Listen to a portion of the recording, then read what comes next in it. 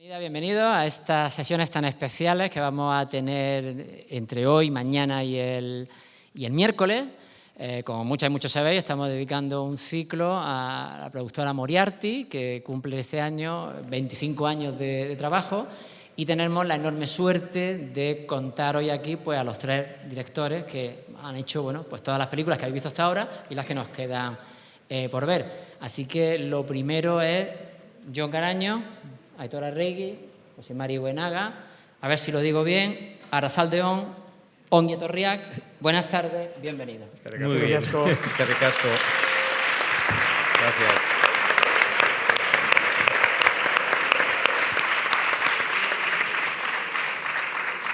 Gracias. Ese aplauso que sirva de recepción y de bienvenida, y creo que ahora se merecen otro por felicidades, que son 25 años, así que felicidades por estar haciendo. Gracias.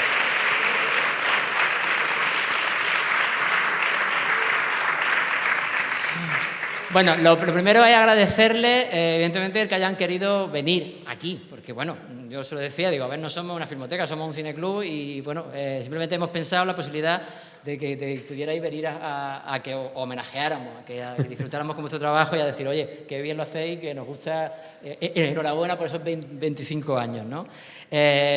Bueno, antes que, aparte de eso, quisiera, por un lado, agradecer a mi compañero Mario de la Torre, que es el responsable del área de teatro, que fue el punto de contacto para empezar a contactar con ellos. Esto empezó a plantearse allá antes del verano del año pasado. Poco a poco fueron ya primeros contactos y ya en noviembre ya hablamos con Jon y ya comenzamos un poco a ir ajustando. Aquí falta una persona que, sin embargo, sí está en la foto, que está ahí en la esquina, que es Xavier Berzosa, que es el productor y que también nos ha ayudado muchísimo a la hora de conseguir las películas y de servir un poco también como de pegamento para que todo esto, digamos, funcionara. Evidentemente, pues a la madraza, a la que pertenece el Cineclub y que es la que da el apoyo económico y de todos los niveles para que podamos hacer pues, cosas como esta y podamos rendirle homenaje a ellos, oye, y disfrutar de esto que no es tan habitual, que podemos contar aquí pues con tres directores con esa carrera tan brillante y que, bueno, pues que nos van a poder contar muchas cosas. Mientras estábamos comiendo hoy, estábamos hablando de David Lynch, del ciclo que acabamos de terminar, y ha salido el tema sobre Dune, así que me permite que yo empiece hablando, diciendo la misma frase con la que empezaba Dune. Toda historia tiene su principio. ¿Cuál es la de Moriarty? ¿Cómo empieza Moriarty? ¿Cómo decidís montar? Porque, vale, el año 2001 es cuando lo formáis, pero ¿por qué? ¿Cómo? ¿Cuándo? Adelante. Bueno, empezar. Empiezo yo porque soy el mayor, quizás. Bueno, pues cada uno de nosotros había estudiado una carrera, en su caso empresariales, y también Xavi estudió empresariales y yo había hecho periodismo y publicidad. Y de repente se monta, bueno, hay un curso de cine en el aula de cine de Sarobe, que está a las afueras de San Sebastián, es un curso de un año de cine, yo me apunto, mis socios también se apuntan y nos hacemos amigos. Y cuando acaba ese curso, pues pensamos que sería interesante juntarnos para hacer unos cortos. La idea era hacer 5 cortos en los que cada uno de nosotros escribía uno de ellos y lo dirigía, y el resto ayudaban en puestos de responsabilidad creativa, pues ya sea producción, ayudante de producción, ayudante de dirección y script. Y así nos íbamos rotando hasta completar 5 cortos. Así, esta forma de trabajar tan colaborativa, la verdad es que nos ha traído hasta aquí. O sea, que es curioso, que es algo que no es muy habitual, ¿no? La gente se sorprende, ¿no? Porque, claro, hay películas dirigidas por Aitor y José Mari, películas dirigidas por José Mari y yo, películas dirigidas por Aitor y yo, incluso películas dirigidas por los tres, ¿no? Como La Trinchera, que es la que vemos esta noche, La Trinchera Infinita. Y no es muy habitual que nos vayamos turnando, ¿no? en estas posiciones, pero es algo con lo que empezamos y con lo que seguimos, ¿no? Y resumiendo así un poco mal y rápido, ese sería un poco el inicio de Moriarty en el año, realmente como Moriarty, en el año 2000. Lo que pasa es que la productora la fundamos en el año 2001, sobre todo para hacer un corto un poco más ambicioso, ¿no? Hasta entonces estábamos haciendo cortos como muy amateurs y en el año 2001 rodamos nuestro primer corto profesional, que lo pudisteis ver aquí, que fue Tercero B. Entonces, para eso constituimos la empresa y pues 25 años. Un poco más mayores y aquí seguimos. Sí, pero que no es poco, sobre todo por esa capacidad, porque estamos acostumbrados a, pues eso, a que de repente digan, bueno, los hermanos Coen, los hermanos Taviani, los hermanos Lumière, Claro. Pero claro, de repente 3 personas que no son familia, con lo cual a veces hasta mejor, porque te peleas menos, pero en fin, pero eso entonces, es muy llamativo esa capacidad para combinar, y además vais pasando a diferentes funciones, es decir, guión, producción, dirección, vais tocando todos los campos, ¿no? Sí, bueno, la producción yo creo que más en cortometrajes. Ajá. O sea, bueno, sí que luego, por ejemplo, en el documental del método Arrieta, pero en formato largo, en contadas excepciones. Pero sí, en los cortos pues sí nos ha tocado también hacer de productores. Pero yo creo que con el tiempo nosotros 3 nos hemos especializado más en lo que es guión y dirección, ¿no? Ajá. Sí. Esa imagen que tenemos ahí. ¿Por qué Moriarty? Wow. El logo el de arriba, Porque ahí hay 2 logos. Hace años que no... Exactamente, que no lo por eso veía. es que No lo veía, yo me creo. llamó mucho la atención el primer logo y luego el cambio que hacéis. Pero la pregunta es ¿por qué os llamáis Moriarty? Bueno, a ver, sería fácil decir que porque nos encanta Sherlock Holmes. Es lo que pero te- es lo que te iba a decir. O sea, nos gusta, Sí. pero no es exactamente el caso. El tema es que en esa época, el año 2000, antes de constituirnos como productora y tal, cuando estábamos, bueno, un poco con los cortos y tal, nos reunimos un poco para hablar de distintas cosas. Entre ellas, un día hubo una especie de brainstorming de cómo llamarnos. Ajá. Entonces, pues, lógicamente, como todo brainstorming, salen disparates y cosas que no son tanto y tal. Entonces, yo creo que ya de repente te empieza a salir todo el tema de tus filias y no sabes. Y además, como somos un poco de la misma edad y tal, más o menos, pues oye, pues tal, y MacGyver y tal, y no sé qué tal, en los años 80 y tal. Y había pero no vas a poner MacGyver Producciones a la peli. Entonces, había ya por cansancio y tal, nos acordamos de la serie de Miyazaki, la Sherlock Holmes, que vale. era muy mítica y era muy chula y tal. Cierto. Y el malo obviamente era el profesor Moriarty. Para los que no sabéis, era una serie de animación donde los protas eran como animales humanos, ¿no? O sea, Perros, lo que ¿no? hacen Eran perros, los perros, ¿no? ¿no? Sí. Sí, porque Sí, eran perros. todos eran perros. Yo No me creo que sí, acuerdo. ¿no? ¿O no? Bueno, entonces, pero eran como de dos eran patas, como ¿no? Y bueno, un poco un mundo Miyazaki. Y entonces, el malo era el profesor Moriarty, lógicamente, porque estaba basado en la obra de Conan Doyle. Y yo creo que ya por cansancio dijimos Moriarty y dijimos, pues no está mal. Y hasta hoy. Sí, y el hecho de que sea la última con I latina, porque realmente si fuese como el profesor Moriarty tendría que ser con Y, Ajá. fue porque el diseñador del primer logo nos dijo, mira, he pensado que con las 2 I latinas como que simulas un poco lo que es un poco el canto del celuloide o tal. Vale, vale. Y bueno, pues venga, cambia la I latina. Y ahí se ha quedado. Vale. Y luego el segundo logo lo cambiamos más o menos en el 2009 o así. 2008 y fue un poco influencia, o sea, digamos que el logo en sí fue influencia de Lucio, del documental que hicimos, Ajá. que jugaba mucho con el tema este de la imprenta, De la imprenta, sí. y ahí se ha quedado. Y siempre ha estado como en el aire la idea de animarlo de alguna forma, de hacer una entradilla como Dios manda, pero seguimos usándolo así en parado, o sea que... Ahora que veo el póster viejo es como muy de los años 2000, ¿no? O sea, de los 90. Sí. Tiene una estética muy de la Sí. época. Sí, a mí me llama la atención Convertido. esa separación del art, de repente como lo dejáis como ahí como muy... creamos arte, ¿no? Ya. Ahí hay un momento, poco no pretencioso. vamos a decir quién, Se puede decir como pero, neta. pero no está aquí.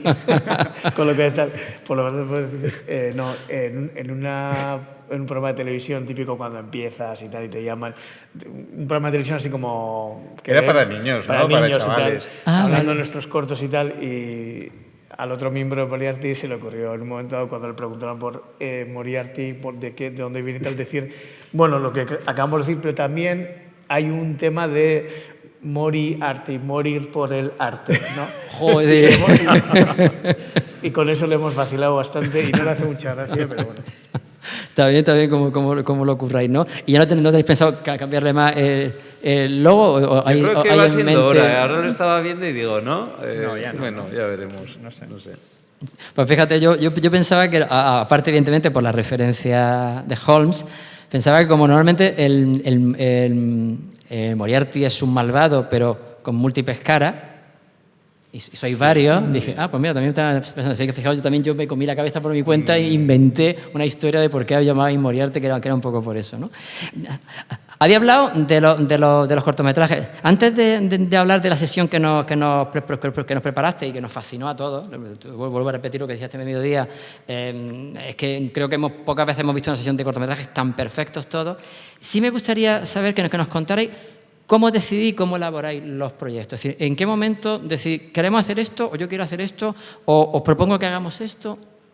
¿Cómo surge ese momento? Pues empiezo ahí, ¿no? Sí, Suele haber un brainstorming. Ajá. Cada X tiempo nos juntamos, a veces quizás pasamos demasiado tiempo desde la última vez hasta la penúltima, la última vez. Y bueno, pues cada uno trae sus ideas, pues traer de 0 a 15, ¿eh? O sea, que según cómo hayas ido acumulando, esas ideas pueden surgir de tu cabeza o combinadas de tu cabeza con otras cosas, o directamente porque has escrito o has leído un artículo en prensa, o has leído un libro, o alguien te ha contado algo, o has leído una entrevista, y ahora la has combinado con una cosa que tenías tú. Bueno, hay mil combinaciones. Y los soltamos ahí y casi siempre nos juntamos los tres, aunque sí es verdad que alguna vez también ha estado Xavi. Y ahí, bueno, pues vas haciendo el pitching y vas viendo un poco qué idea sale sólida, qué idea muere, qué idea se queda un poco como sí, un no. Y normalmente, o sea, las que son muy potentes hay unanimidad. Potentes me refiero, por ejemplo, Maspalomas es el caso así como de los últimos, como que dices, cuando José Mari trajo la idea, o sea, sí hubo una unanimidad clara de desarróllalo, José Mari. No sabemos en qué va a quedar, pero desarróllalo. Y normalmente no suele ser lo que pasa siempre, aunque pasa, ¿no? Y luego hay otras veces que, bueno, pues igual no hay unanimidad, pero el que ha traído también le motiva a desarrollarlo y, bueno, pues se le da el chance de, bueno, desarrollarlo y a ver qué tal. Pero también es verdad que tú también, cuando traes una idea, también esas reuniones también el medidor de ver un poco si lo que igual tú en tu cabeza parecía que estaba bien, igual no lo es tanto o tal.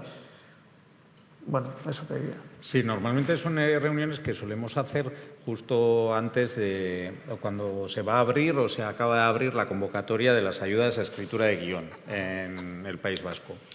Y entonces, pues bueno, ya planteas la reunión un poco con la vista puesta ahí, de si algún proyecto pues interesa o lo que sea, pues para desarrollarlo y presentarlo, ¿no? Y sí, ahí, siguiendo un poco con lo que comentaba Aitor, aún así hay veces que hay proyectos que va, esto no y tal, pero si el interesado está muy interesado, Garaño ya sabe a dónde voy, lo presenta, digamos, varias veces, es decir, hasta cansarnos. Por ejemplo, Garaño, el proyecto de Andía, lo presentó como, pues no me acuerdo cuántas veces, pero 7. lo presentaba como cada año, pero tampoco traía una novedad así especial. Y un año vino con la idea del Gigante de Alzo nuevamente. Ya era un chiste, ya un running gag. Casi lleva todo Pero trajo un mini reportaje de Iker Jiménez, que había hecho un reportaje sobre el Gigante de Alzo y nos lo puso y dijimos, bueno, oye, pues mira, pues desarróllalo si quieres. O sea, a ver, tampoco nos negamos y también lo podía haber desarrollado antes, no sé por qué no. Y de hecho ese año tampoco lo desarrollaste. Al final dio la casualidad de que aquel año Andoni de Carlos, a quien ya conocíamos, desarrolló un guión para una película de animación sobre el Gigante de Alzo. Y se lo presentó a Irusoin, que es la empresa con la que normalmente coproducimos las películas de ficción. Y bueno, y algún documental también. Y entonces, claro, los de Ilusoy nos lo pasaron a nosotros, pues porque en aquella época yo creo que valorábamos también, les haríamos como un servicio de valoración de guiones, tal, y ostras, El gigante de Alce y tal.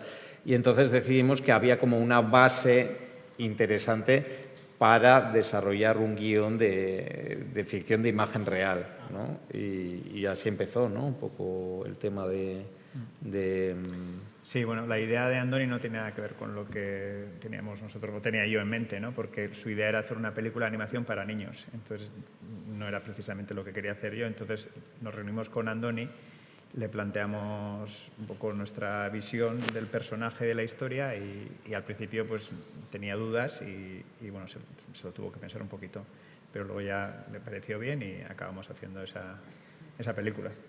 A veces hay todavía historias que igual las he presentado más veces, ¿eh? Y todavía no me las han aceptado. Pero bueno, yo a veces insisto. Hombre, hay ideas que están pululando ahí desde tiempos inmemoriales. Al final hay unos que salen, pero digamos que para que salgan esos hay otras que están en el camino y no necesariamente están muertos. O sea, no, siempre nosotros le llamamos el frigorífico. Hay proyectos que están en el frigorífico, ¿no? Que no sabes si alguna vez saldrá de ahí, pero... Normalmente quien tiene la idea, bueno, normalmente no siempre, quien tiene la idea, si no es el primero en desarrollar esa historia, si es el más involucrado y siempre acaba dirigiendo.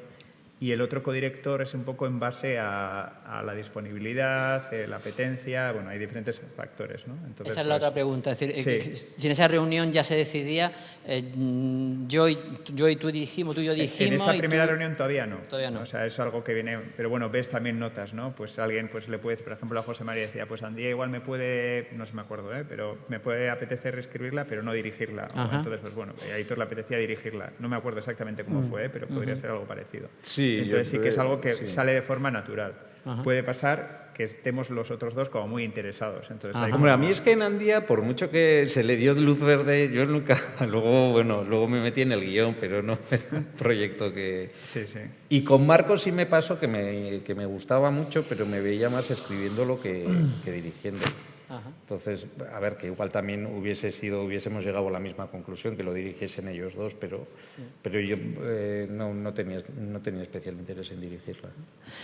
Vamos a empezar a ver un poco el recorrido. Antonio, por favor, ponnos... Eso es lo que hemos visto, esa selección de cortos que nos hicisteis. Bueno, yo creo que hay muchas cosas que comentar. Repito, la sensación generalizada fue espectacular. Me permití la definición del ejercicio de estilo hitchcockiano, que es tercero B, ¿no? Entiendo que funciona por ahí. Sí, total. Creo que pero muy interesante el cambio de punto de vista. Nos quedaba una duda, a mí el primero y al resto del público también. ¿Existe en realidad Renovables una continuación de Sintonía? Sí.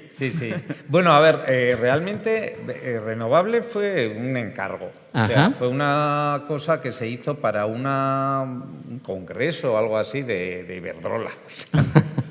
Y nos pagaban por hacerlo, que nos ponían los medios y tal, y ¿tenéis alguna idea y tal? Y dijimos, oye, ¿por qué no hacemos algo en torno a...? Yo tenía como la idea de hacer algo en torno a la traducción simultánea y era como una idea que podía tener como ciertos ecos de sintonía también y entonces dijimos, ¿por qué no hacemos como que los dos personajes se reencuentran años después, ¿no? Y fue así como surgió. Pero bueno... José Mari me dijo que no la proyectásemos. Cuando hice la selección, me dijo, no estoy muy contento con el resultado y le dije, yo creo que tiene su gracia porque después de un montón de cortos, volver a esa historia, o por lo menos que la gente se plantee, ¿será la continuación o no? Y tal, yo creo que puede tener gracia en una proyección así, ¿no? Y no sé si ya funciona. Bueno, pues tu pregunta me hace pensar que sí, ¿no? Sí, efectivamente. Fue por la sección esa de decir, bueno, son los mismos actores, ella lleva el mismo pañuelo rojo. Sí. Es una película en la que los silencios, lo que no se oye, lo que no se dice, funciona muy importante, la palabra y la no palabra funciona bien, entonces parecía un poco eso. De todos los que estáis viendo ahí, hay una mezcla muy interesante. Por ejemplo, John, ¿por qué utiliza porque si nadie sabe que On the Line no reconoce a la actriz protagonista hasta prácticamente el último 5 minutos, tú crees que estás viendo un documental? Sí, la idea empleaste la técnica del falso documental, que es muy impactante. Sí, la idea era esa, ¿no? O sea, contar una ficción, pero con una base real. Y surge, bueno, yo justo unos años después, estaba viviendo en Estados Unidos, en San Diego, cerca de la frontera con México, y entonces todo este tema estaba como muy, muy presente. Y un día me llamó la atención una entrevista que vi a uno de estos señores, sobre todo por cómo era. Hoy en día ya no nos extraña nada, pero en el año 2007, que es cuando se rodó este corto, pues, y antes, justo cuando se me ocurrió la idea, me parecía sorprendente que hubiese gente que fuese a proteger la frontera, ¿no? De forma voluntaria, ¿no? O sea, gente normal. Y en ese documental que vi, en esa entrevista, el portavoz de estos señores era un señor que se llama Andrew Jiménez, con rasgos mexicanos, y decía que había que proteger la frontera, ¿no? De Estados Unidos. Entonces me llamó tanto la atención que estuve a punto, quise hacer un documental sobre eso. Pero no pude hacerlo porque ya me vine aquí y tal, y de repente un día se me ocurrió, ¿por qué no contarlo en Navarra, ¿no? Porque está rodado en Navarra. Sí, o sea, y jugar con eso, ¿no? Un poco cómo se construyen las historias también, bueno, de eso que se está hablando ahora también, ¿no? Pues al final qué es real, qué no es real, o sea. Y bueno, pues ya hace tiempo que no he visto, o sea, no recuerdo mucho el corto, pero ahora cuando has dicho tú, sí, claro, es la misma actriz de Sintonía. Claro, claro. Sí. Entonces vistos así, ya el truco ya se desvela, ¿no? Se desvela, pero tienes que fijarte mucho, y sobre todo la sorpresa es que justo, salvo al final, es sobrecogedor porque dices, bueno, la cámara está allí, utilizas todos los tropos narrativos que funcionarían dentro de un falso documental, ¿no? O de un documental. Lo que pasa es que al final descubre que en realidad eso, y solamente las fotos finales, que sí entiendo que son reales, efectivamente, sí, claro. Efectivamente. Y luego tiene otros dos documentales, uno que hace con el montador Raúl López de Samara y el método Julio, que también me han parecido muy interesantes. Cuéntanos un poquito de esos dos, pues son muy distintos, bueno, pero tiene a los niños como protagonistas. Sí, Samara realmente es un documental en Etiopía, también es un encargo de una ONG que nos pidieron hacer algo que tuviese que ver con la infancia, ¿no? en Etiopía. Entonces a mí me parecía interesante poner la cámara sobre ellos, pero que al final también ellos nos mirasen a nosotros, ¿no? Y entonces que fuese, es como en toda la dureza y la miseria, preciosista, ¿no? Entonces es un poco cómo miramos y cómo nos miran, ¿no? Y hacerlo todo de forma visual y sonora, sin que nadie hablase, pero que hablasen las imágenes y los sonidos, ¿no? Entonces ahí la verdad es que fue como un experimento, porque no es lo habitual, ¿no? para un corto así de ONG, pero la verdad es que funcionó muy bien y hizo muchos festivales y bueno... Eso es sorprendente, que no tengan un solo, que no tenga diálogo y que sea la música la que nos va permitiendo entender, porque al principio empieza la música, y ahora hablaremos de Pascal Gainsbourg, que me parece una pieza fundamental en vuestra obra durante muchos años. Comienza con una música como muy mi mirada idílica, maravillosa, fascinada por África. La música va cambiando y tú te vas dando cuenta de lo que estás viendo, hasta el punto que en la presentación que yo hice de la sesión comenté ese momento que digo, esto parece una ficción porque se parece a las noches de Cabiria, que los niños viven debajo tierra, en un agujero, pero en realidad no es una ficción. No es una ficción, efectivamente. Y es un poco lo que dices tú, ¿no? Empieza un poco en el campo, que bueno, sus condiciones no son buenas, pero hay como una estructura que yo decía como de embudo, ¿no? O sea, que se va a caer cerrando y al final acaba con esos niños, ¿no? Viviendo en esas condiciones. Y luego perdona. No, ese es el método Julio es pues otro encargo de otra ONG que, bueno, me habían hablado de Miren Eguiguren, esta señora que vivía en Venezuela,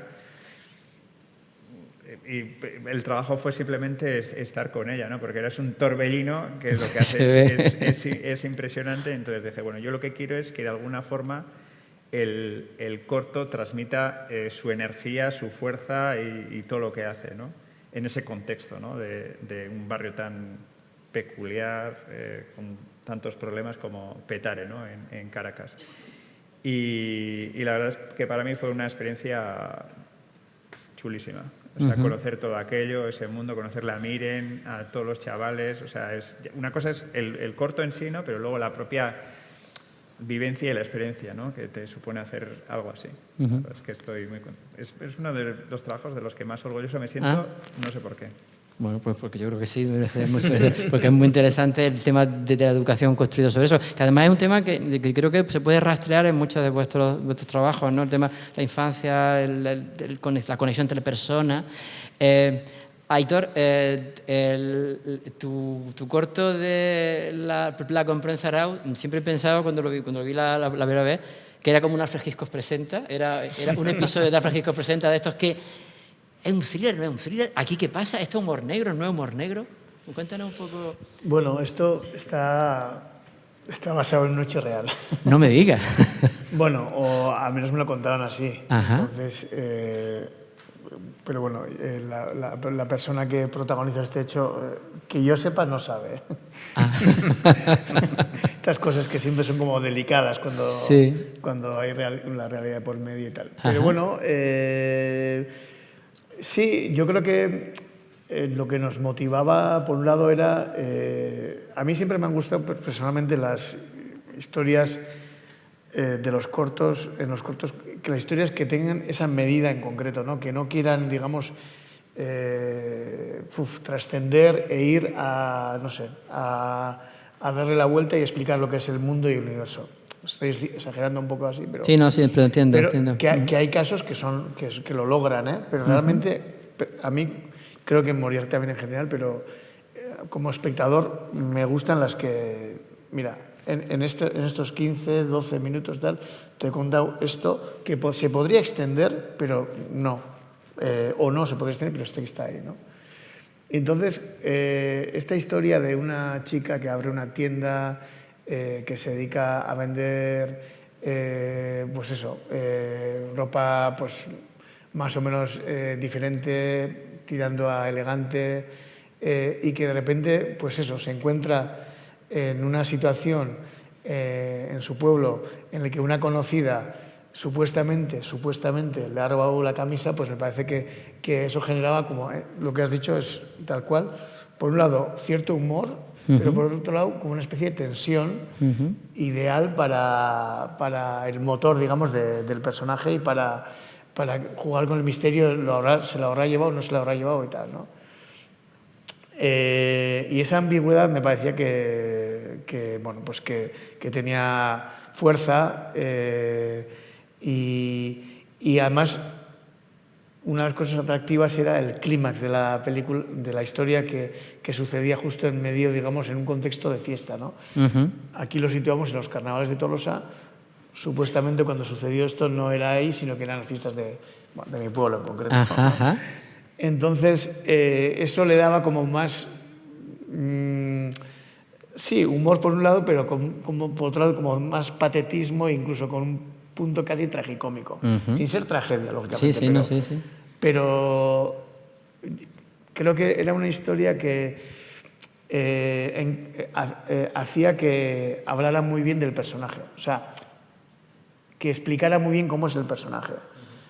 Y unido a todo lo que hemos comentado, humor negro, como cierto, una especie de misterio doméstico, más eso cómo proyectaba, cómo era el personaje, que además tenemos a Nagore Aramburu, que es hoy en día además, mira cómo está, ¿no? O sea, es un momento, que es una crack, una actriz que sin decirte nada entiendes perfectamente lo que le puede pasar por la cabeza, pues generaba un combo interesante, ¿no? Para hacerlo ahí.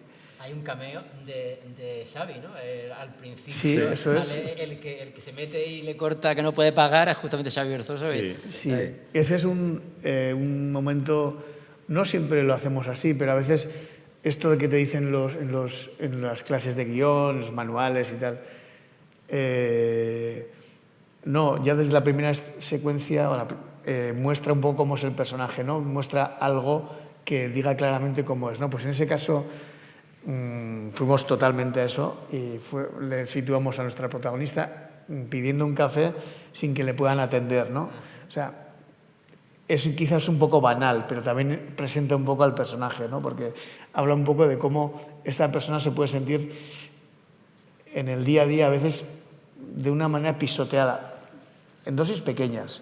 No estamos aquí hablando, insisto, de dramas, pero sí puede sentirse apabullada, y eso sí puede hacer que cuando le pase esta situación se revele, ¿no? Se revele y bueno, pues acabe como acaba. Leyendo y buscando información para el cuaderno que habéis visto, que hemos preparado y tal y cual, he leído muchas entrevistas vuestras y tú, José Mari, decías que a esta película es que no ha faltado humor, es que está aquí no sé qué, es que cuando empezamos a recortar quitamos el humor. Muchos de los cortometrajes tienen mucho humor. Vámonos precisamente al de Amigo Mío, sí, que es el tuyo, ese íntimo. que... Bueno, que el guión es de Aitor.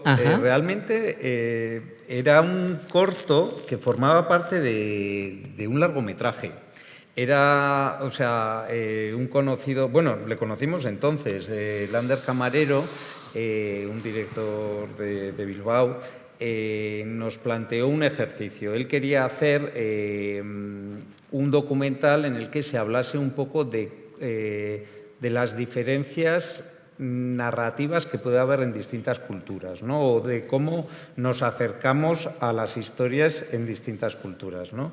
Entonces, su experimento consistía en coger un equipo de Perú, otro de la India y otro de aquí, y entonces grabar las reuniones entre un director y un guionista, tomando como punto de partida un fragmento de la historia del Principito. Entonces era el fragmento en el que el Principito se encontraba con el zorro. Y pues como él intentaba establecer como un vínculo de amistad, tal. Bueno, ese era como el arranque, ¿no? Y a partir de ahí pues tú contabas lo que te daba la gana. Tenía que ser un corto de 11 minutos. Y además tenías que meter durante el corto en algún momento What About Columbus? ¿Qué pasa con Colón? Que alguien te sí. Que además todo... porque esos 3 cortos son parte de una peli, un documental que se llama What About Columbus. Eso es, el documental se titulaba así. Y entonces, nada, pues empezamos, me acuerdo que nos reunimos delante de la cámara y tal, y nos grababan y empezamos a hablar un poco de eso, de la amistad, de cómo puede ser a veces... yo creo que lo trajo a colación Aitor, el cómo a veces esas amistades pueden ser como descompensadas, es decir, que la percepción que tú tengas de esa relación puede ser diferente a la que tenga la otra persona, ¿no? Sí, porque lo del zorro, ¿cómo era? Es que no recuerdo muy bien era cómo realmente era que la inversión de tiempo que tú realizas es la recompensa que tienes con un amigo, ¿no? Y entonces esto cuestionaba un poco eso, ¿no? Sí, era un poco pues eso, que al final, y ahí también Aitor trajo a colación una vivencia personal suya de cómo pues se conoció en un viaje, no me acuerdo dónde fue. Cuba. Cuba, conoció pues a un cubano que luego vino a vivir a Madrid. Y entonces, claro, pues en la experiencia esa del viaje y tal, pues estuvo bien, pero luego Aitor no quería prolongar esa amistad y el otro pues le trataba como si fuese el hermano. mejor amigo del alma, ¿no? Por cierto, que no se lo hemos dicho tampoco a él. Él, que yo sepa, no sabe la existencia. Muchos misterios están saliendo de repente. Yo ahí, a mí me hubiese dado mucho palo hacer, pero bueno, como yo no era el protagonista de la historia, pues finalmente escribimos el guión, bueno, lo escribió Aitor, pero sí que hubo como las reuniones que eran grabadas, tal cual, y se hizo así la historia, que bueno, al final de lo que habla es de eso, ¿no? Es la visita durante un fin de semana de una persona con la que tú tampoco te sientes como en demasiada confianza. También en el fondo tiene mucho de autocrítica hacia nosotros, ¿no? En este caso hacia los vascos. Yo no sé si en Granada las cosas funcionarán igual, pero allí incluso hay gente que te dice, ¿no? Yo me acuerdo que ya una vez escrito el guión también me reuní con Tania, que es la protagonista de Sintonía, de Renovable, la que sale en On The Line, que ella es colombiana, y ella muchas veces se queja de eso, ¿no? Que somos como muy amables, pero que cuando tú quieres dar un paso más allá en esa relación de amistad, se encuentran como con un freno, ¿no? Y que es muy difícil entrar un poco Entonces era una historia que sí igual arranca como que parece que estás hablando de ese amigo pesado, pero realmente acabas como mostrando tus propias miserias, ¿no? El cómo... Da mucha pena.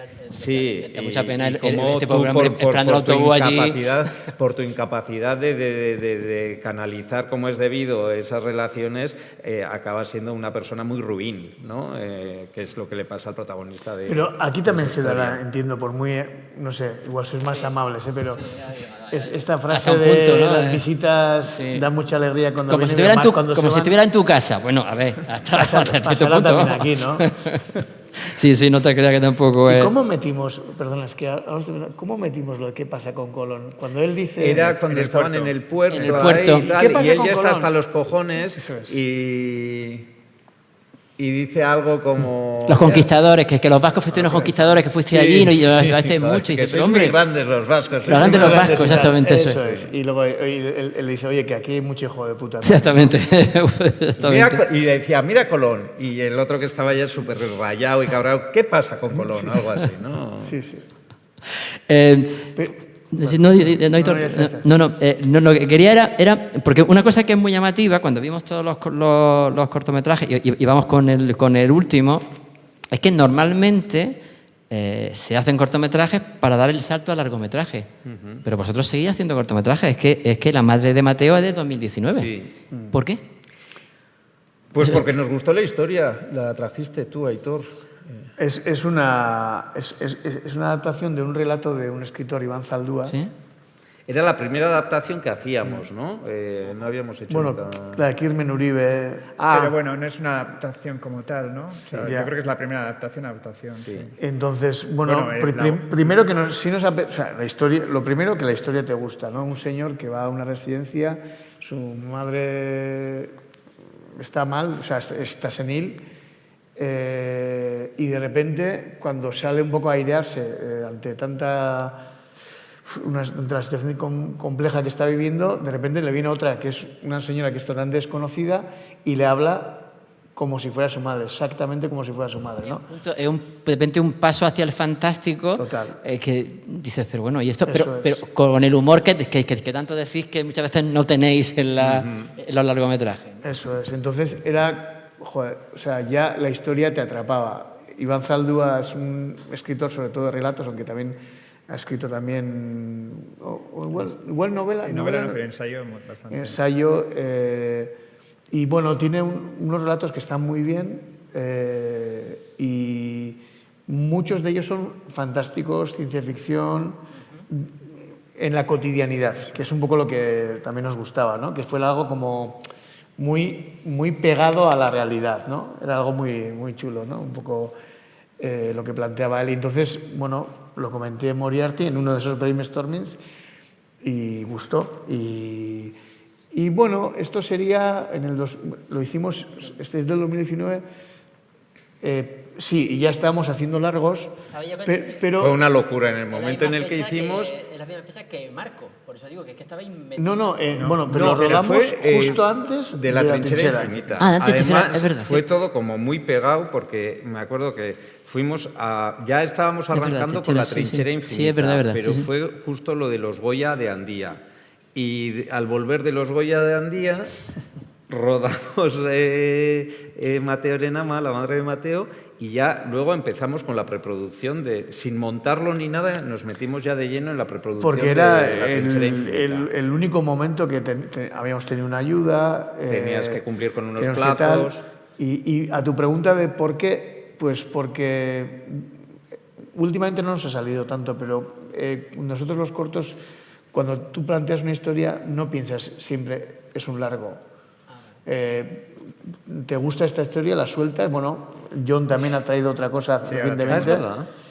Y no pensamos el corto como un trampolín para saltar a un largo, aunque es verdad que mayoritariamente se utiliza así. Claro. Lo vemos como un formato que acoge historias que necesitan, digamos, esa duración. O sea, que también va de eso, ¿no? Los cortos, no solo... Porque nos parece un poco injusto también que se reivindique el corto como si fuera algo como está creando cantera. No, o sea, yo creo que eso también es así, lógicamente, pero pero también es algo que te posibilita contar algo que está muy bien, pero que solo necesita esos minutos para contarlo. Sí, pero ¿no? de todas formas sí que se nos hace como cada vez más complicado hacer un cortometraje, porque al final en los cortometrajes, a pesar de que nosotros, yo creo que seguramente, salvo en tercero B, hemos intentado pagar siempre, pero en los cortos muchas veces vives de favores porque el presupuesto es muy limitado y tienes unas fuentes de financiación limitadas y luego una posibilidad de explotación de lo que haces muy limitada, ¿no? Entonces, a ver, nosotros al final, la mayoría de colaboradores somos familia y ya curramos con ellos en los largos también y se enrollan, pero cada vez es como más complicado. A ver, sois unos directores que habéis estado en los Goyas, tal, ¿estás pidiendo este favor? O sea, no... Entonces, es como que cada vez cuesta más. Pagas, obviamente pagas por su trabajo, pero siempre es un sueldo bastante más reducido y que obviamente lo hacen pues porque se enrollan. O sea, entonces cada vez es como que te sientes más jetas pidiendo este favor. Entonces, yo creo que sí cuesta como cada vez más. Es verdad que a Teorenama lo hicimos en el 19, pero el anterior fue en el 16, el de renovable, pero el de renovable, como lo pagaban quien lo pagaba, pues ahí sí pudimos, o sea, hacerlo en condiciones de largometraje, ¿no? Entonces, bueno, o sea, sí que es verdad que en los últimos años hemos hecho menos. No por ganas, pero sí que es verdad que el propio sistema también cada vez como que te dificulta más, ¿no?, el poder hacerlo, si no eres como alguien que está empezando y que venga, vamos a tirar todos para adelante, ¿no? Con y para cerrar la parte del cortometraje, la selección que hicisteis, ¿por qué? ¿Por qué estos en concreto? ¿Qué queríamos? Porque yo reconozco, por ejemplo, varias cosas que ahora os voy a decir y me vais a decir si sí o si no. Por ejemplo, hemos podido reconocer vuestro gusto por los finales abiertos. Una de las cosas que no cerrar mucha de la historia. Por ejemplo, un sentido del humor que habitualmente no está presente en muchas películas, aunque lo queráis tener, y concretamente ahora vamos a ver un ejemplo en que sí está, ¿no? Es decir, ahí parece como una especie de borrador o de aquí estamos nosotros, esto también lo hacemos nosotros y podemos hacer eso. Pero, ¿era por eso? ¿Porque estaba ahí poco representado ahí? Bueno, era un poco por todo. Por un lado porque el primero es del 2002, que es el primero que hicimos de una forma más profesional, y el último en el 19, ¿no?, para que se viese un poco la trayectoria. Por otro lado, porque creo que hay un poco de todo, hay como ficción, documental, falso documental, dos tipos de documentales muy diferentes. Sí. Luego la chorrada esa lo de sintonía renovable, que me hacía gracia, el juego que suponía, que estuviésemos todos representados, ¿no? O sea, todos los tres directores en diferentes formas además, ¿no? Una José María Aitor, otra José María y yo, y diferentes idiomas. Bueno, yo creo que es como muy variopinto, ¿no? Y luego porque son, yo creo que mis favoritos. Pues hemos quedado muy agradecidos, de verdad, porque fue una grandísima sorpresa. Pero sí que es verdad que yo creo que al final... Claro, este tipo de análisis es como que los empezamos a hacer ahora, ¿no? Cuando ya cumplimos 25 años y empiezas a mirar para atrás, ¿no? Y sí que recoge un poco, pues, constantes también en los largos. Yo igual cuando he dicho, pues, que nos quedan películas sin humor, no, yo creo que me referí en algún momento, en el caso, por ejemplo, de Loreac. Sí, exactamente, eso de Loreac, sí. Que en el guión había más momentos de humor que fueron cayendo en el montaje. Quedó alguno, pero quedaron pocos. Pero el humor es una cosa que siempre intentamos que esté presente en nuestras películas. No de una manera súper explícita, porque no son películas de descojonarte, pero... para nosotros el humor al final es una forma de mirar a la realidad y a veces en esa mirada tú como espectador sientes cierta querencia por las ironías de la vida o no sé, yo creo que el humor muchas veces va relacionada también con la complicidad que generas con el espectador y a veces en una escena, sea dramática o no sea dramática o sea cómica, si tú consigues esa complicidad y consigues que el espectador empatice con el espectador y entienda lo que le está pasando por la cabeza en ese momento, esa propia complicidad ya te coloca en un estado casi como humorístico, ¿no? No sé cómo decirlo. Y eso yo creo que siempre intentamos que esté en nuestras películas, pese a estar haciendo un drama, ¿no? Sí. Y es verdad que a lo mejor en los cortos queda como más explicitado esa voluntad de humor, pero yo creo que es una voluntad que también está en nuestros largos, ¿no? Y el tema del documental o el tema de, por ejemplo, en el caso de On the Line, ¿no? El cómo construyes el relato, también es algo que está muy presente luego también en nuestros largometrajes, sean documentales o no, ¿eh? En los propios largometrajes de ficción hablamos mucho sobre la construcción del relato, ¿no? Está en Marco, está en Andía, está incluso en Loreac, o sea, el cómo relatas o cómo cuentas algo que ha pasado en el pasado, ¿no? O ha ocurrido en el pasado. Y sí, son como cosas que los ves ahí en el suspense también, a veces unido con el humor, pero ese suspense que va muy unido, yo creo que también con esta complicidad que decía, ¿no? Y el reflexionar todo el rato en cómo dosificas la información, ¿no? Y qué información le das en cada momento al espectador, con qué información cuenta el espectador que no tiene todavía el personaje, etcétera. Son reflexiones que siempre tenemos como muy en mente, ¿no? Y que ya en los cortos también están, ¿no? Ya que estamos con la madre de Mateo, que es la última. Antonio, pon la siguiente imagen, por favor. Vámonos con este largo, ya porque eran las dos protagonistas, además. En 80 días, que fue una sorpresa porque muy pocos la habían visto y fue una de las primeras sorpresas de los largometrajes. Hablarnos de En 80 días y hablarnos de esas dos maravillosas actrices. John. Bueno, pues En 80 días nace de una forma un poco casual, no sé, es que es curioso porque de repente me ha venido. O sea, yo quería, y al final acabé haciendo un documental sobre Perurena, el levantador de piedras. Yo quería hacer una cosa que no pude hacer y, bueno, me resultó como muy difícil. La idea de aquel documental era contar la historia del hijo, que también levantaba piedras, pero claro, Iñaki Perurena, el padre, era como una figura inalcanzable, ¿no? Por mucho que llegues a sus marcas, nunca vas a ser él por el carisma que tenía, etcétera. Entonces, bueno, quería hacer un documental sobre eso y tuve como muchos problemas a la hora de hacer el documental. Y Aitor y José Mari estaban con Lucio y entonces no sabía qué hacer y de repente se me ocurrió escribir el tratamiento, ¿no? Que es el paso previo al guión de Laro Egunean, En 80 días. Fue como no sé, una cosa como así muy un golpe, ¿no? Y la historia viene realmente de la unión de dos cosas. Por un lado, nosotros siempre hablábamos que queríamos contar una historia con gente mayor porque nos atraía, ¿no? O sea, creíamos que ahí había algo interesante. Y luego a dos amigas mías les pasó algo parecido. Ellas tenían 35 años en ese momento, como nosotros. Pero bueno, digamos que me inspiré en ellas para escribir ese primer tratamiento, ¿no? Y es un poco la combinación de esas dos cosas, te planteas, pues esto no lo hemos visto muchas veces en el cine, ¿no? Una historia donde se mezcla la amistad y el amor entre dos señoras mayores, ¿no? Entonces, pues, como he dicho antes, José Mari me dieron una ayuda para escribir el guión, luego entró José Mari, mejoró muchísimo el guión y acabamos haciendo esta primera película que la verdad es que es un poco como un suicidio, ¿no? En cierto sentido, porque es una película en euskera, donde los protagonistas son desconocidas y personajes mayores.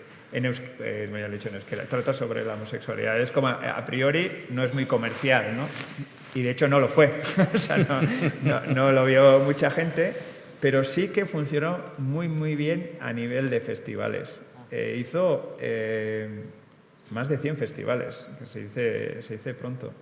Y además es muy curioso porque nosotros, y esta anécdota lo hemos contado muchas veces, pero cuando hicimos esta película pensamos que era muy local, que fuera de Euskadi igual no se iba a entender, estos prejuicios que tienes y estos pensamientos un poco extraños, y nos seleccionaron la película en el Festival de Karlovy Vary, en la República Checa, un festival bastante potente, y fuimos ahí, bueno, a ver qué habrán visto los checos, ¿no? Y lo primero que nos dijeron es que les parecía una película muy checa.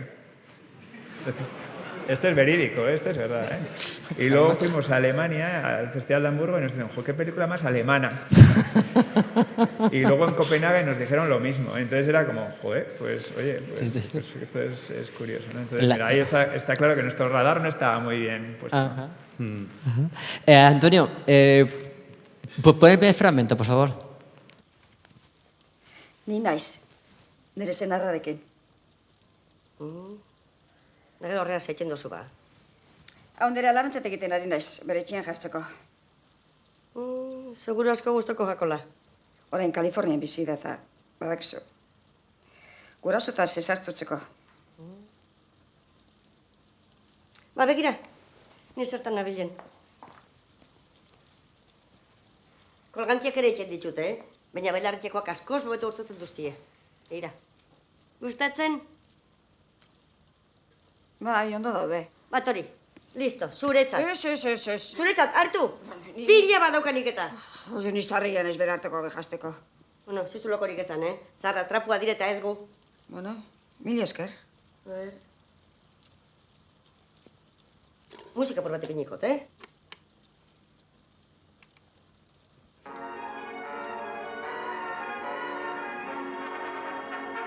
Luis Mariano. Bai, asko guztetan jat. Kontserbaterio irandano pentsatan da biarra, Abel, Mozart, Schubert, horrek entzuten eguten izela eta ondo daude jakina. Baina Luis Mariano da. Nire asko gustatzen zait. Claro. Eta bi alperrontzi hauei ere. Postasuna mate hotzie.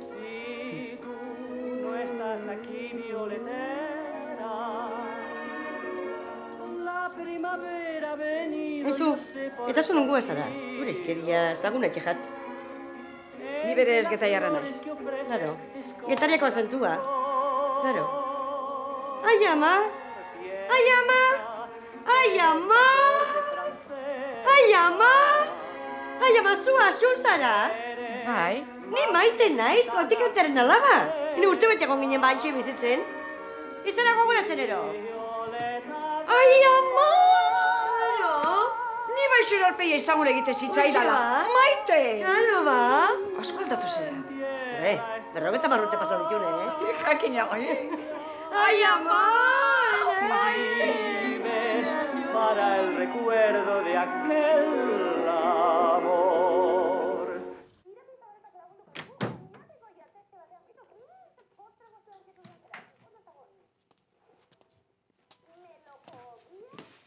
Egon. Zadezu afaldu. Afaldu, zure zain nengoen. Ez dezu sinistuko ze gertatu zaidan. Nere lagunik onena. 50 urte eta gero. Hori bai kasualitatea. Fantástico, varias cosas. ¿A quién se le ocurrió lo de Luis Mariano? José Mari. Sí, no, pero porque en mi casa, mi abuela en ese momento estaba con Alzheimer y tal, y era como, en casa solamente se escuchaba a Luis Mariano o a María Dolores Pradera. Ah, vale. Entonces, nada. Es muy bonito hacer coincidir, porque me imagino que nos hemos dado cuenta, en la última frase de un gran amor con el abrazo de ella, pero con los dos tirados en la cama, que es un golpe de humor así como diciendo, bueno, ¿qué ha pasado? Que las mantenéis a distancia, las vais acercando y en ese momento se abrazan con la frase de la canción que coincide y en ese momento se ve eso.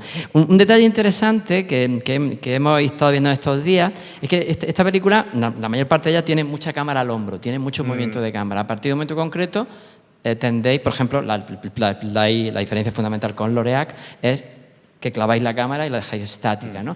Esa decisión, que es muy importante, creo que es importante estéticamente, ¿está marcada por alguna cuestión estética, por necesidades técnicas, por las dos cosas? Yo creo que fue una decisión estética, ¿no? Bueno, de hecho, Laroge Egunean, en 80 días... En 80 días y Maspalomas son las únicas películas que hemos rodado, o sea, largometrajes que hemos rodado en celuloide, en cine. Ajá. Entonces, normalmente pues, la cámara de cine es más pesada, etcétera. Y en la Laroge Egunean, que queríamos que tuviese esa estética de cámara al hombro, lo hicimos con una especie de muelles o ¿qué era? Como unas gomas. Sí, unas gomas para que tampoco, para Javi Aguirre, que aparte de director de foto era quien operaba la cámara, para que no estuviese todo el rato cargando la cámara al hombro. Había momentos que sí, cuando había mucho movimiento, había seguimientos y tal, que lo llevaba al hombro, pero bueno, incluso en esos casos también a veces iba con esta máquina. Y luego ya en Lorea, que tenía un planteamiento estético totalmente diferente, veíamos claro que queríamos que fuese, digamos, o sobre trípode o sobre traveling o lo que fuese, y ya ahí nos hemos quedado un poco, aunque... Bueno, no, en Marco no sé, claro, Sí, yo ahí se ha no... jugado con diferentes ya, ¿no? Pero, por ejemplo, yo me acuerdo que en la Rogue una de las cosas que teníamos, en 80 días, una de las cosas que teníamos clara era un poco que queríamos que fuese una historia como luminosa, ¿no? Que tuviese como mucha luz. Y la idea un poco también de la cámara al hombro, que igual era en ese momento, que, bueno, que vale lo que vale, ¿no? Pero la idea que teníamos nosotros es que nos daba la sensación que podía quedar como una película un poco vieja, por decir una forma, y en ese momento, pues que como hacerlo en cámara al hombro le daba como cierto toque más, entre comillas, actual, ¿no? O sea, queríamos acercarlo un poco ahí, más realista, por decir una forma, tener la posibilidad de moverte en cualquier momento, bueno, cosa que luego no sé hasta qué punto se hizo, ¿no? Pero un poco el planteamiento era estar como un poco más encima también, por lo que recuerdo. Y luego la idea con L'Oreal sí que fue, en plan, romper con eso y hacer justo lo contrario, por esa cosa que es un poco muy más estanco, más como cuadros, o sea, es como que el mundo se para, bueno, o sea, jugar un poco en esa idea. Sí, luego yo creo, bueno, sí que al final, ahora mismo yo creo que normalmente, si no hay una razón concreta, tiramos más a ir sobre trípode, salvo que en la propia secuencia, o sea, mezclamos un poco... Bueno, en L'Oreal también hay secuencias al hombro. Sí, claro, sí, claro. En L'Oreal también, sí. Pero sí que es igual como la película más estática, ¿no? Sí. De las que hemos hecho. A mí ya me gustaría volver a hacer una película al hombro en general. ¿Estás a tiempo, José Mario? Bueno, veremos, a ver. Antonio, pon el segundo fragmento para cambiar por completo de lo que hemos visto.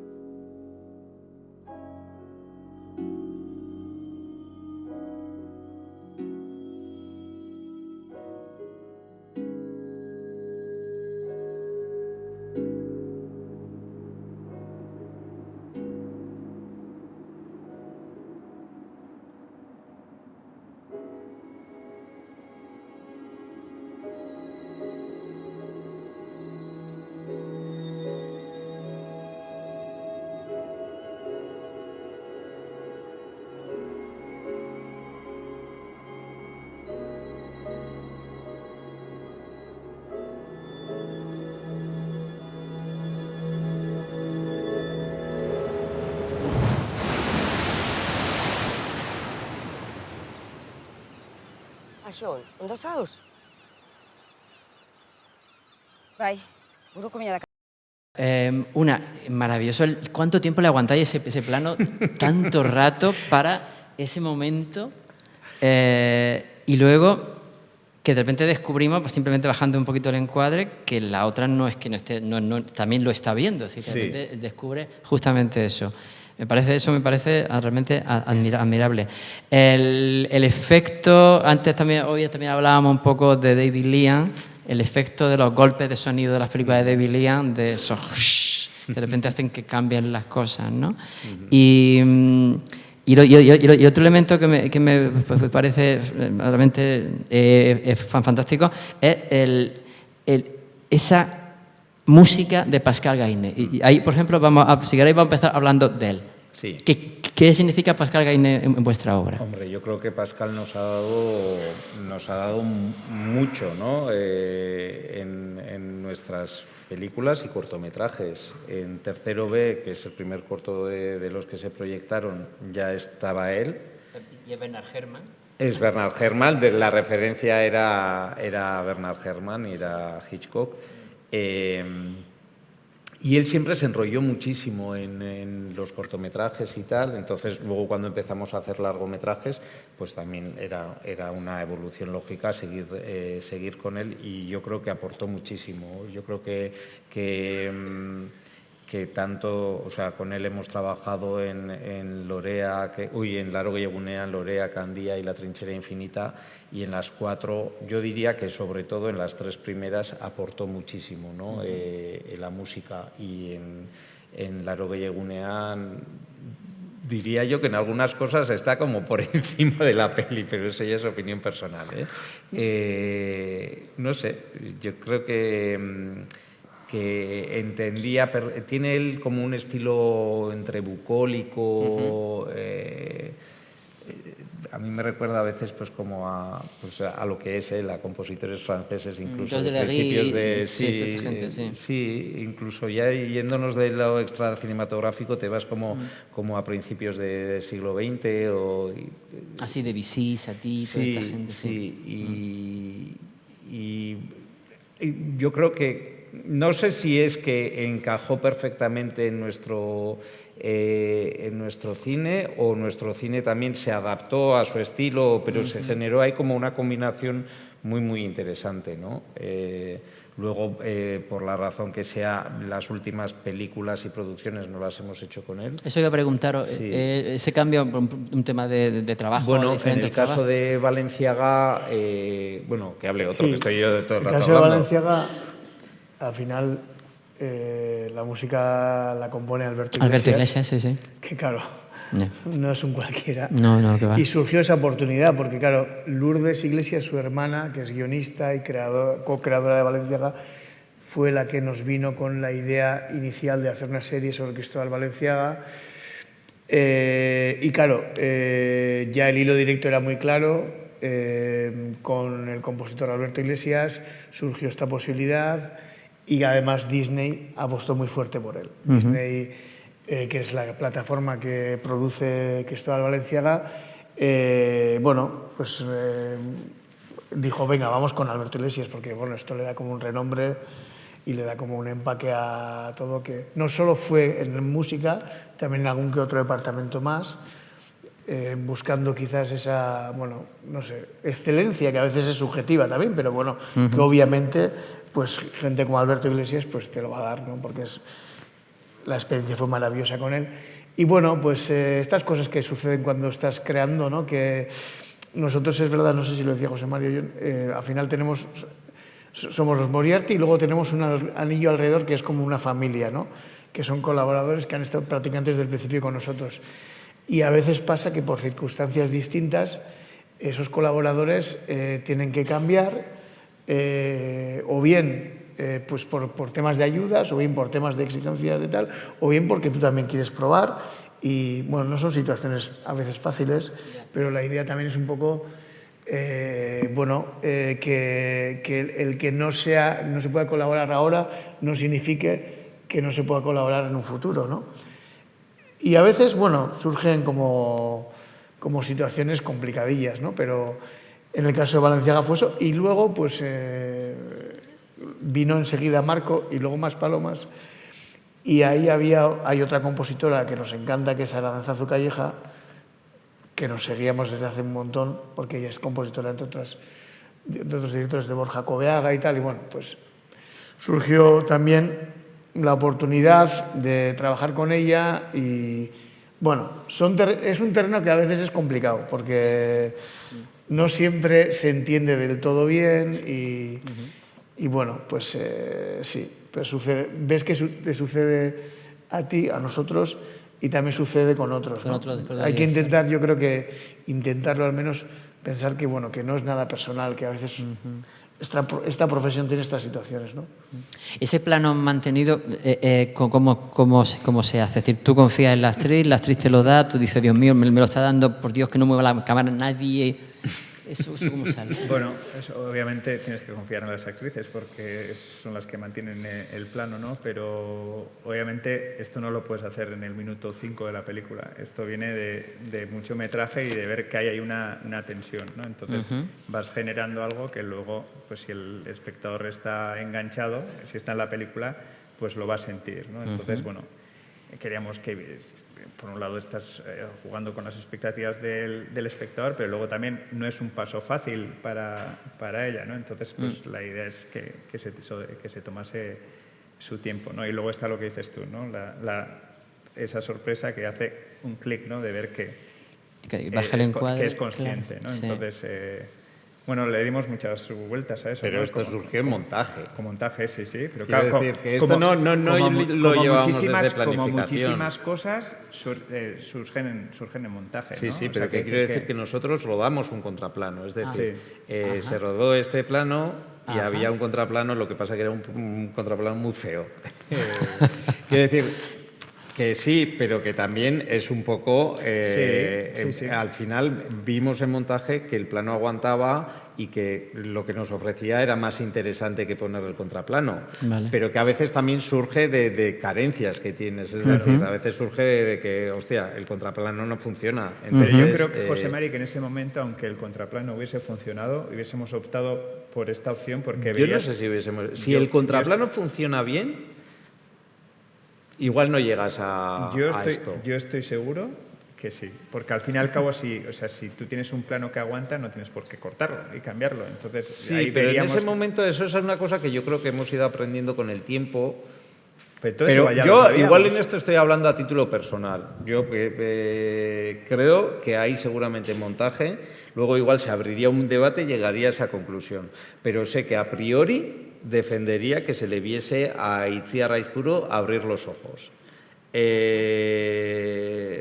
Luego igual, claro, porque es que en el montaje vas madurando mucho las cosas y esa querencia que tienes tú al principio, porque tú ya tienes un esquema de cómo quieres contar esto, pues poco a poco vas cediendo y van entrando otros planteamientos, pero que yo a priori hubiese defendido que a Itziar Aizpuru, que le viésemos a Itziar Aizpuru abriendo los ojos, no tengo ninguna duda. O sea... Itziar Aizpuru, la que está tumbada. La que está tumbada, la que no se ve, o sea, la que queda en off. Que ahora lo veo y digo, uy, pues mira, pues está interesante. Para mí un pelín largo de más, pero... Pero, por ejemplo, hablando de esto del montaje, nosotros sí que somos unos directores, no como otros, que... Quiero decir que hay gente que va con las películas muy planificadas. Nosotros también las llevamos muy planificadas porque dirigimos las películas y obviamente no podemos, eso lo aprendimos con esta película, que no podíamos discutir entre nosotros en el set, sino que teníamos que discutir antes de ir al set, ¿no? En esta película discutimos tanto que ya fuimos aprendiendo y aprendimos que había que hacerlo antes, ¿no? El equipo se asustó. Se asustó un poquito. Claro, porque había algunos que de los cortos y tal nos conocían y bueno, pues ya sabía cómo éramos y tal. Pero los que curraban por el primer largometraje, hay mucha gente nueva que... Pero lo que quería decir es que por nuestra forma de trabajar a la vez, o sea, hay momentos en los que no estamos de acuerdo en todo. Entonces hay veces que les pedimos a un actor que lo haga de dos formas diferentes. Entonces hay como muchas de nuestras decisiones se toman en la sala de montaje. Nosotros invertimos mucho tiempo en el montaje, pero mucho. Yo creo que más de lo normal, ¿no? Y ahí surgen muchas decisiones como esta u otras, ¿no? Pero sí hemos aprendido un poco al hilo de lo que decís. En algunas pelis igual te puede pasar más o menos, pero al set llevarlo trabajado. Sí, o sea, es vital. Quizás la última vez que así, que fue como, joder, estamos con la lengua afuera y no llegamos y tal, y haciendo la víspera. Bueno, hay jornadas y jornadas, pero así como proyecto, quizás fue Cristóbal Valenciaga, porque eso es verdad que fue como la primera vez que hacemos una peli de ficción, los tres encima de todo, serie de ficción, los tres encima de todo, y fue como casi hacer 3 pelis a la vez. Eso nos superó el tiempo que requería y tal. Entonces no teníamos tiempo para planificar lo que iba a venir luego. Y eso, claro, bueno, luego tuvimos la suerte de contar con el equipo de siempre, que es genial, y Alberto San Juan, que es, aparte de ser un pedazo de actor, es la persona ideal para hacer Valenciaga, porque no se rayaba, estaba siempre a favor de obra, todo. Pero sí, nos tuvo que decir el director de producción, tomaros un tiempo un día al menos a la semana para descansar, porque es que ni estáis adelantando nada trabajando el domingo, ni estáis más tranquilos, todo lo contrario y tal. Y yo creo que ahora, más o menos, o sea, que yo te digo que hay días que igual tienes más dudas y tal, pero hablado se lleva, para que no estés... Pero antes de Valenciaga también, o sea, también, en ese sentido Valenciaga fue una excepción. No, yo me refiero a que la última vez que yo al menos sentí como que, no estamos llevando bien... Nos pilló nos pilló un poco el toro, o sea, realmente... Bueno, nos pilló el toro, es que no había que tomar tantas decisiones que no nos daba tiempo a planificar. Y ahí es donde aprendimos también que es mejor dirigir entre 2 que entre 3. No, eso lo aprendimos en la trinchera infinita. Sí, pero hay que decir que en Valenciaga fue cuando dijimos, ya está, es la última vez que dirigimos entre los 3 y a partir de ahora la fórmula que utilizamos es el 2+1, que es como empezamos. Y ahora yo creo que siempre ya va a ser 2+1. Es que es dirigir más montar también entre los 3. Entonces es como discusiones eternas, porque tú discutes con este y luego el otro ha dicho sobre algo, entonces discutes con él, luego él con él, tú con él. Vale, pues yo creo que ya sabes ese tema. Antonio, sáltate lo de Lucio, lo dejamos por tiempo para mañana. Mañana, después de ver Lucio, comentamos la conexión con Marco. Vámonos con la última imagen que tenía prevista. La trinchera infinita. Sí. Una de las cosas que llama mucho la atención de la película que vamos a ver a continuación, en un ratito, es que de repente vosotros os salís de esto que se hizo hoy tanto de la zona de confort, os salís de vuestra tierra y decidí ambientarla en Andalucía. ¿Por qué? Bueno, esto surgió de un documental que la, digamos, productora Irusoin, con quien coproducimos nuestros largometrajes, había a su vez coproducido con La Claqueta, que es una productora de aquí, andaluza, de Sevilla concretamente.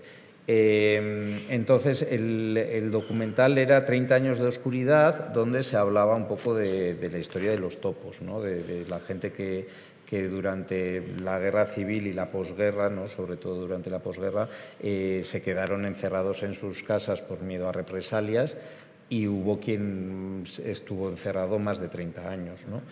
Entonces, el documental hablaba de esas historias, tomando como hilo conductor la historia de Manuel Cortés, uno de los topos más conocidos. Y yo recuerdo ver el documental en el Festival de Cine de San Sebastián y ya en cuanto vi el documental les comenté, pues me parece que aquí hay una, aparte de un documental, hay también una ficción interesante, ¿no? Y ya desde el principio surgió como planteamiento el hecho de contar la historia de un topo estando siempre pegado a él, es decir, sin salir a la calle, o sea, que él vaya percibiéndolo todo y que el espectador vaya percibiéndolo todo a través de ese escondite, ¿no? Y con ese final en el que ya sale después de tantos años, que a mí me resultaba como que conectaba muy bien con las emociones, ¿no? Y, o sea, era como un material muy interesante para construir como una alegoría en torno al miedo y de cómo ese miedo se puede meter dentro de ti, etcétera, ¿no? Y fue ese el planteamiento, pero nosotros en ese momento estábamos escribiendo Andía. Y entonces se decidió, porque eso fuese más para adelante, contar con un guionista. Nosotros conocíamos a Luis Verdejo personalmente y le planteamos a él a ver si quería escribir. Entonces ya la propia productora, La Claqueta, que también obviamente estaba en la producción, nos pasaron toda la documentación sobre los topos que tenían y, digamos, con esa documentación y planteándole a Luiso, mira, Pues claro, ellos tenían como hecha ya como distintas fichas de distintos topos reales, ¿no? Y bueno, entonces repasamos con Luiso como esas fichas y vamos destacando cosas interesantes que nos parecían que podía ser interesante para nuestra historia. No tendrían por qué estar todas en el guión, pero bueno, para que a Luiso también le sonasen, ¿no? Y le pusimos claramente como premisa que queríamos que fuese una historia que transcurriese desde el comienzo del encierro hasta el final de ese encierro, que abarcase todo lo que era un poco esos 30 años, ¿no? A los que hacía referencia el documental, ¿no? 30 años de oscuridad. Y bueno, eso no me acuerdo exactamente, y que se respetase todo el rato el punto de vista del encerrado. Situándose, ¿no? Aquí, claro. Situándose además aquí. Situándose en Andalucía, pero eso surgió de forma natural porque obviamente los topos en el País Vasco no hay muchas historias de topos porque la gente normalmente tiraba Esa para era la el monte. pregunta, claro, si ¿por qué? las hay, Claro. son breves. Sí. Vale. Hay más historias igual de maquis o de gente que cruza la frontera. Okay. Pero este rollo de encierro doméstico se dio más en el interior o en el sur de España. Ajá. Entonces, claro, como la coproducción era entre País Vasco y Andalucía, era mucho más natural que la historia se desarrollase en Andalucía y por eso... Es más, tiene más fuerza imaginarle a alguien, podría haberse situado en, yo qué sé, en La Mancha, ¿eh? Sí. Pero claro, tenía sentido por el tema de la coproducción, del documental y el encierro doméstico se une un poco a la hostilidad de la geografía, en el sentido de que tú puedes salir, pero hacia dónde vas, ¿no? Claro. Porque en Portugal también tenía la dictadura. Sí, hay un momento, sí. Podías ir a África, pero bueno, o sea, quiere decir que tenía sentido, tenía mucho sentido eso, ¿no? Y luego todo el tema de la llanura y tal también, que hay un momento en el que se ve, ¿no? Sobre todo cuando hay un momento en el que se piensa huir, ¿no? Sí. Pues como que tenía muchísima fuerza narrativa también. Y en el País Vasco, pues un poco lo que dice José Mari, la frontera está cerca. Los casos de topos son me acuerdo, como de 3 años, así como mucho. Sí, y es una geografía donde es más fácil esconderte. Puedes igual. pasar a partir del año Es 45. Hay mucho valle, mucho monte, Sí. mucho bosque, sería otra historia diferente. Sí. ¿Y la decisión de asumir la dirección entre los tres? Pues surgió un poco de manera, por circunstancias de la vida, porque Garaño se fue con su mujer a vivir a California unos meses, ¿no? Porque tu mujer tenía allí un trabajo y tal, y entonces... Pues que cuente él, ¿no? Ya, es verdad, venga, que me estoy enrollando yo, perdón. No, básicamente yo me tenía que ir a Estados Unidos y en principio lo que planteamos fue, en la preproducción estábamos los tres y se rodó en 2 partes porque necesitábamos que el protagonista, Antonio de la Torre, engordase. Sí, entonces, eso se ve. En la primera parte del rodaje estaban ellos 2, luego como hicimos un receso de 5 semanas, yo me incorporo a la segunda parte del rodaje con José Mari y luego en el montaje otra vez estamos los 3. Entonces en rodaje realmente, en La Trinchera Infinita, nunca estuvimos los 3. O sea, estuvimos en 2 más 1 también. Ajá. Bueno, Pero y básicamente en Valenciana tampoco al estuvimos principio los 3. iban a ser ellos 2. Le salió a John este tema y yo, recién terminado de Andía con John, de co-dirigido, yo tenía también mis dudas, porque Andía todavía no había salido, estábamos en fase de montaje, decía, bueno, yo no sé si voy a poder hacerlo esta otra. Aparte yo también estaba dando clases en la uni, había pedido una excedencia, yo no lo veía claro tampoco. Y en ese impasse de, no sé si 2 semanas, así de, ¿qué hacemos, qué no hacemos, no sé qué? No se puede retrasar, hay que hacer estas fechas porque tal, ¿cuántos? Al final, la conclusión a la que llegamos, creo que lo comentaste tú, hagámoslo los 3. Y bueno, pues una vez decidido eso, se dijo, ¿cómo lo hacemos? Que uno esté siempre en rodaje, que fue el caso de José Mari, con los actores para que tengan también esa referencia, el tema de la historia, como co-guionista y tal. Y nosotros pues rodaje, edición, rodaje. bueno, no sé. Sí, pero en la planificación también, que aquello fue... Porque, tremendo, claro, estábamos en Sevilla haciendo la preproducción Bueno, eso fue. y era como... o sea, el día no tenía suficientes horas, pero es que encima llegabas a la noche al apartamento y te conectabas con John, que estaba en California, y él estaba súper fresco, queriendo discutir la planificación, y nosotros estábamos reventados. Y era como, ahora y tal. Y... Estuvimos preparando pues como un mes así en Sevilla, y luego en la Isla de Sierra, lo que es la preproducción in situ. Y entonces pues fue foco, y ahora hecho un Cristo, ¿cómo se llama? La Alameda de Hércules, era un visito, así que nos pusieron muy bien. Pero hecho un Cristo, llegabas y venga, ahora a discutir en la planificación de la siguiente John Garaño, 9 de la mañana en Los Ángeles con su cafecito así, todo fresco y bueno, en fin.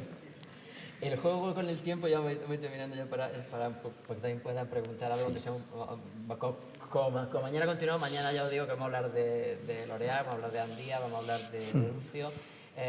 El tema del tiempo, de todas las cosas, el manejo del paso del tiempo es algo que también hemos visto en vuestros cortometrajes, hemos visto en los largometrajes que hemos visto hasta ahora, y el paso del tiempo aquí es muy importante. Las transiciones temporales hechas de una forma a veces fantástica, otra vez simplemente cambiando el punto de vista y de repente una voz que suena y un niño que aparece que antes era un bebé y de repente...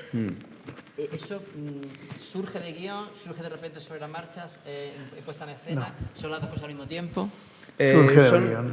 Sí, hombre, seguramente hay cosas que son de puesta en escena, pero en el guión sí había mucha voluntad también de jugar con esas elipsis y de obligar al espectador a reubicarse constantemente, ¿no? Luego surgieron esas cartelas en las que, bueno, a veces no sabías si lo que estabas leyendo, claro, a veces hacía referencia a lo que ya habías visto, pero a veces a lo que ibas a ver. Entonces... era como que si había una voluntad de provocar un visionado activo por parte del espectador en ese sentido y que llenase los huecos, ¿no?, que se iban generando. Me acuerdo que Luiso en las reuniones de guión y tal en algún momento habló de, que yo no me había quedado con ese detalle, pero habló del sexto sentido, que decía, en el sexto sentido los personajes, cada vez que arranca una secuencia, están ya ahí. O sea, no los ves llegar ni los ves... Están, ¿no? Y luego poco a poco te vas como ubicando, ¿no? Vale, este ha venido de tal o cual. No hicimos exactamente lo mismo, pero sí que había todo el rato esta reflexión, ¿no? Bueno, ya están ahí y cómo hacer para que el espectador pueda entender, ¿no?, ese vacío que has generado, ¿no?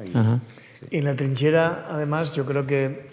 O sea, el paso del tiempo, lógicamente, es un capital, ¿no? O sea, pues estás hablando de 33 años, entonces, y luego tienes que procesar una película, entonces tenía todo el sentido. Pero yo creo que sí, en unas pelis más que en otras, pero yo creo que sí en las películas de Moriarty hay una cierta tendencia al paso del tiempo. Sí. Esto que comentabas tú de David Lean, yo creo que... sí es un director que nos encanta y sí hay un tema así un poco de como de una mezcla entre por un lado un viaje, ¿no? Ese punto también a veces bigger than life, no siempre, pero el bigger than life no tiene por qué ser haciendo guerra, sino puede ser en un zulo, en una casa, ¿no? Como que también te genera como cierta evolución psicológica, emocional, hay algo ahí que tendemos a buscarlo, ¿no? A veces tenemos la broma un poco de que nuestras pelis tienen como muchos finales, no acaban. Y como, aquí pero luego tiene un epílogo, ¿eh? Pero después tiene otro epílogo, ¿eh? Y luego es como que parece como que necesitas como de capítulos para darte esa sensación de que el viaje ha sido completo, ¿no? Pero bueno, quieras que no, yo creo que en Moriarty sale eso de manera bastante natural, ese tema de los tiempos. Bueno, ya... Mari, para. No, pero iba a decir que ya en la primera película, en 80 días, es como que no era la intención. Eso también surgió en montaje, porque no teníamos confianza en que, tal y como lo habíamos rodado, el paso de una secuencia a otra como que fluía bien y daba como esa sensación de paso del tiempo que necesitábamos. Y surgió en montaje lo de poner los días. Los días, que muchos nos han, bueno, o nos lo criticaban un poco, pero ¿para qué ponéis ese paso de días, no? Pero luego sí que es verdad que en todas las películas, en Loreac pasan 5 años, en Andía pasan 20 o 25 igual, o en La trinchera infinita 30, en Marco también pasan unos cuantos. En Maspalomas 2 años. Incluso, aunque no pasen mucho tiempo, siempre hay como, o intentamos marcar como un marco temporal, ¿no? Al que la evolución de los personajes también se ajustan, ¿no? Entonces, y que la propia evolución temporal dialogue con la evolución de los personajes, ¿no? Pues en Loreac, por ejemplo, a lo largo de esos 5 años que dura lo que es un poco la donación de los órganos, etcétera, etcétera, claro, ya estableces, ¿no?, algo que visualmente también te va reflejando ese paso del tiempo, ¿no? En Maspalomas, pues él arranca en una fiesta del Winter Pride, ¿no? Y luego ya se va acercando y luego ya tienes bueno, sin querer hacer mucho spoiler, pero tienes el tema del COVID que te va marcando también una fecha. Sí, entonces sí que en muchos casos hemos tendido a buscar como ese marco temporal con unos referentes que te ayudan también a ubicar nuestra historia, ¿no? Juego del tiempo. Bueno, a ver, vamos a tener, venga, aunque sea 5 minutillos, 10 minutillos, tiempo de preguntas. Antes de parar, ¿sobre? Andía.